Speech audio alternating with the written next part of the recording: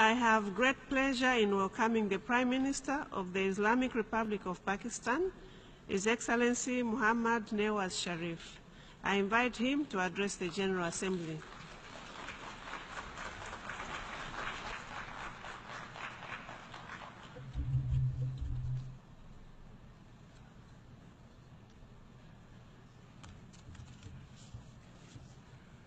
Bismillah ar-Rahman ar-Rahim. Excellencies, distinguished delegates, ladies and gentlemen, we congratulate Mr. Peter Thompson on his election as President of the 71st session of the General Assembly. We agree that implementation of the Sustainable Development Agenda should be the focus of this session. We also pay tribute to Mr. Likhatov for his capable stewardship of the 70th session. Mr. President, today, 3 decades after the end of the Cold War, our multipolar world is more free and vibrant, yet still chaotic and turbulent, more interdependent, but more unequal, more prosperous, yet still afflicted with poverty. We see spectacular progress, but also unprecedented human suffering. The world is at a historic inflection point. The international order established after the Second World War is passing away, but a new order has yet to emerge. Competition between the major powers is becoming more confrontational. This can pose serious threats to peace across Asia. A new Cold War threatens to engulf Europe. The momentum there towards greater union has already reversed. Barricades and walls are going up, especially against the tide of misery flowing out of a turbulent Middle East. In many countries, intolerance has revived the ghost of xenophobia and Islamophobia. Turmoil is intensifying in the Middle East. International efforts to defeat Daesh are therefore urgent. For this, it is essential to reconcile the divergent objectives and priorities of regional and external powers. Peace cannot be built when injustice prevails. The long festering tragedy of Palestine demands determined action by the international community. Mr. President, after decades of strong growth, the world economy has reached a plateau. Despite this adverse international economic environment, my government has in the last three years moved the country towards robust growth.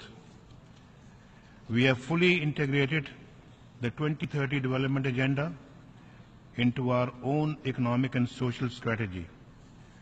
This rests on our conviction that people are the true wealth of our nation and that it is human development which will determine our future destiny.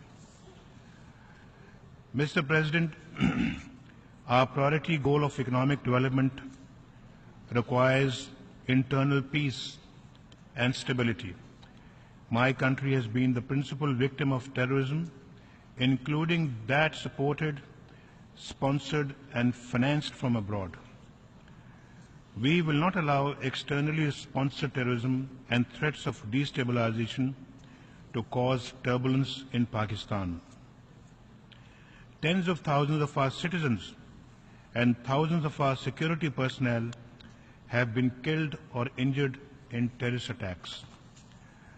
This has only reinforced our resolve to eliminate the scourge of terrorism. Our comprehensive strategy of law enforcement and targeted military operations has produced remarkable results and enabled Pakistan to turn the tide against terrorists. Pakistan's Zarbayaz operation is the largest, most robust and most successful anti-terrorism campaign anywhere in the world, deploying 200,000 of our security forces. Our comprehensive action plan has the complete endorsement of our people and our parliament, as well as our security forces, all of whom have made heroic sacrifices to defeat terrorism. Mr. President, terrorism, however, is now a global phenomenon which must be addressed comprehensively and in all its forms, including state terrorism. The international community must coordinate its efforts to accomplish this. These efforts should be taken collectively and not unilaterally by the passage of any laws with extraterritorial application targeted against certain countries. We will not win the fight against terrorism and violent extremism so long as we do not address their root causes. These lie in poverty and ignorance, political and social injustice and oppression, foreign intervention and occupation, and denial of the legitimate rights of the people and nations, especially the right to self-determination. Until these underlying causes are addressed, it will be difficult to counter the twisted narrative of violent extremists and terrorists.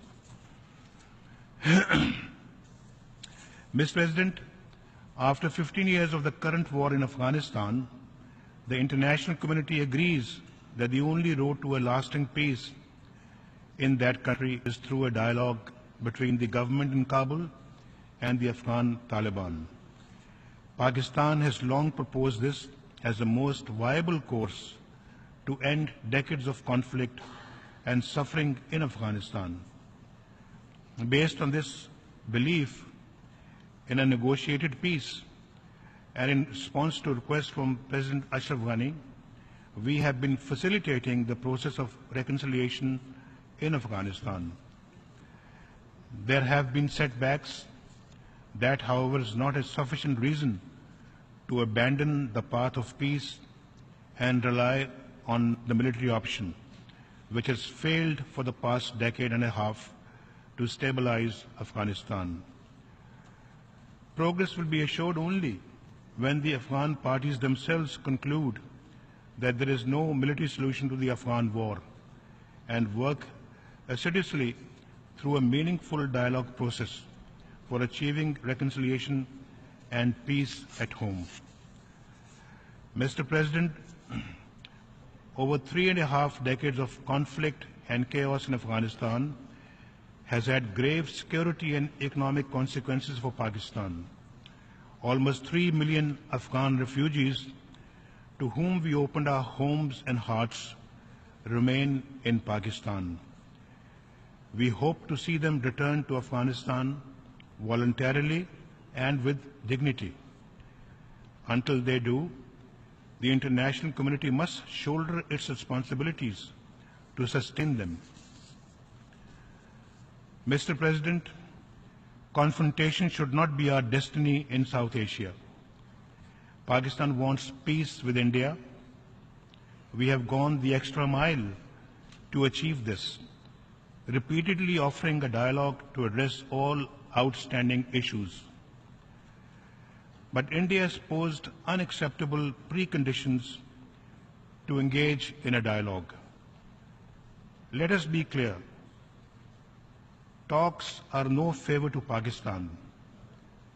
Talks are in the interest of both countries. They are essential to resolve our differences, especially in Jammu and Kashmir dispute, and to avert the danger of any escalation. Mr. President, peace and normalization between Pakistan and India cannot be achieved without a resolution of the Kashmir dispute. This is an objective evaluation, not a partisan position. Our predictions have now been confirmed by events. A new generation of Kashmiris has risen spontaneously against India's illegal occupation, demanding freedom from occupation. Burhan Wani, the young leader murdered by Indian forces, has emerged as a symbol of the latest Kashmiri Intifada, a popular and peaceful freedom movement led by Kashmiris, young and old, men and women, armed only with an undying faith in the legitimacy of their cause and a hunger for freedom in their hearts. Mr. President, this indigenous uprising of the Kashmiris have been met as usual with brutal repression by India's occupation force of over 500,000 soldiers. Over 100 Kashmiris have been killed, hundreds, including children and infants, blinded by shotgun pellets, and over 6,000 unarmed civilians injured over the past 2 months. These Indian brutalities are well documented. I would like to inform the General Assembly that Pakistan will share with the Secretary General a dossier containing detailed information and evidence of the gross and systematic violations of human rights committed by Indian forces in occupied Jammu and Kashmir. These brutalities will not suppress the spirit of the Kashmiris. It will only intensify their anger and fortify their determination to see India end its occupation of Kashmir. From Srinagar to Sopur, the men, women, and children come out each day, defying curfew to demand freedom. Mr. President, Pakistan fully supports the demand of the Kashmiri people for self-determination as promised to them by several Security Council resolutions. Their struggle is a legitimate one for liberation from alien occupation. International law and declarations of the United Nations on self-determination give the Kashmiri people the right to struggle for their freedom. Every year, the General Assembly unanimously adopts the resolution which reaffirms the right of all peoples to self-determination and calls on the states concerned to immediately end their occupation and all acts of repression. Mr. President, on behalf of the Kashmiri people, on behalf of the mothers, wives, sisters, and fathers of the innocent Kashmiri children, women and men who have been killed, blinded, and injured, on behalf of the Pakistani nation, I demand an independent inquiry into the extrajudicial killings and a UN fact-finding mission to investigate brutalities perpetrated by the Indian occupying forces so that those guilty of these atrocities are punished.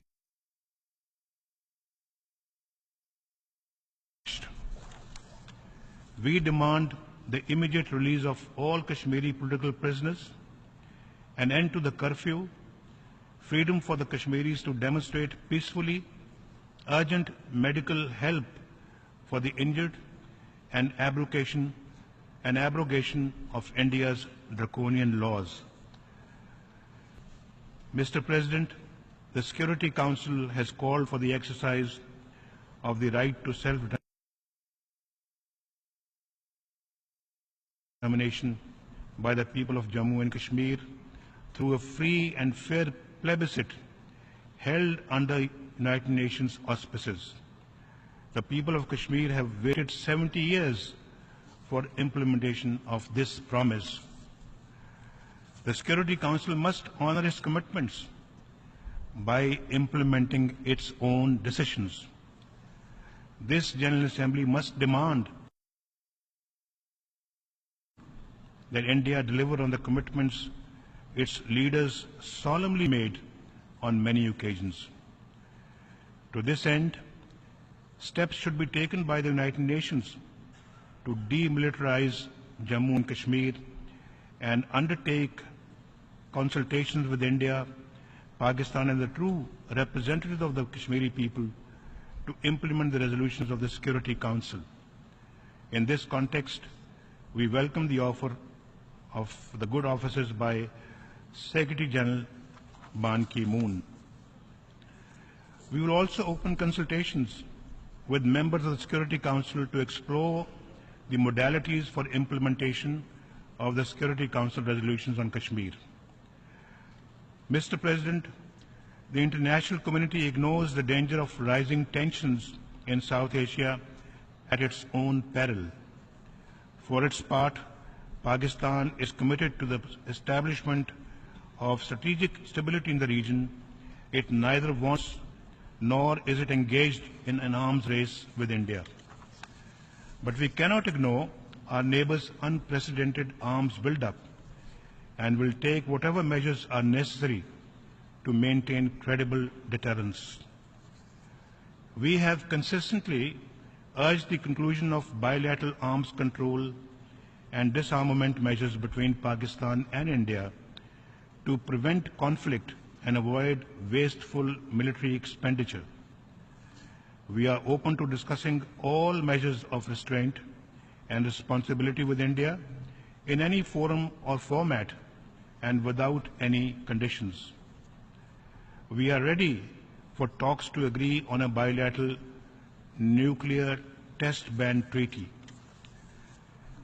Today, from this rostrum, I would also like to reiterate our offer to India to enter into a serious and sustained dialogue for the peaceful resolution of all outstanding disputes, especially Jammu and Kashmir.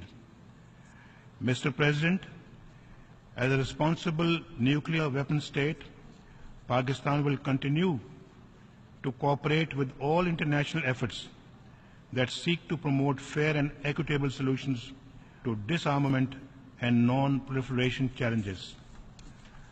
We have introduced state-of-the-art measures to strengthen the safety and security of our nuclear materials and facilities.